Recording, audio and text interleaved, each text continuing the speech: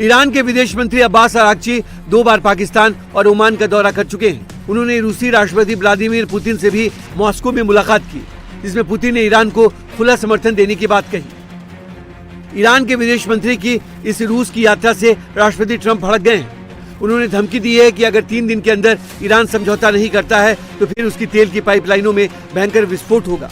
एक news channel को दिए इंटरव्यू में ट्रंप ने कहा, ईरान तेल निर्यात करने के लायक ही नहीं बचेगा।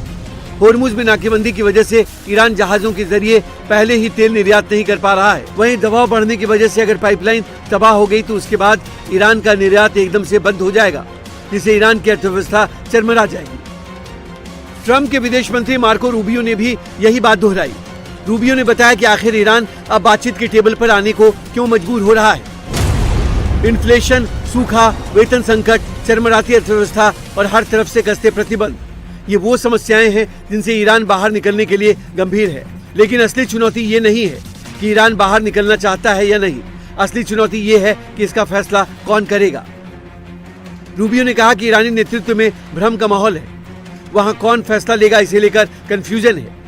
एक धड़ा अमेरिका के साथ बातचीत कर जंग रोकने की वकालत कर रहा है तो दूसरा धड़ा किसी भी कीमत पर झुकने को तैयार नहीं है और समस्या इसी वजह से सुलझ नहीं रही है। दरअसल 8 अप्रैल को अमेरिका, इजराइल और ईरान के बीच 2 हफ्ते के युद्ध विराम पर सहमति बन गई थी। इसके बाद दोनों ही देशों के शीर्ष प्रतिनिधि पाकिस्तान में साथ बैठे भी थे, लेकिन शांति वार्ता पर कोई सहमति नहीं बन पाई।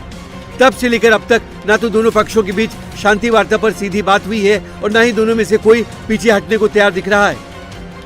इस बीच अमेरिका अपना चौथा जंगी बेड़ा मिडिल ईस्ट भेजने की तैयारी में है। अरब सागर में अमेरिका के 3 एयरक्राफ्ट कैरियर पहले से ही तैनात है। अब ट्रंप ने चौथे aircraft carrier USS JD Eisenhower को अरब सागर पहुंचाने का हुक्म दिया है।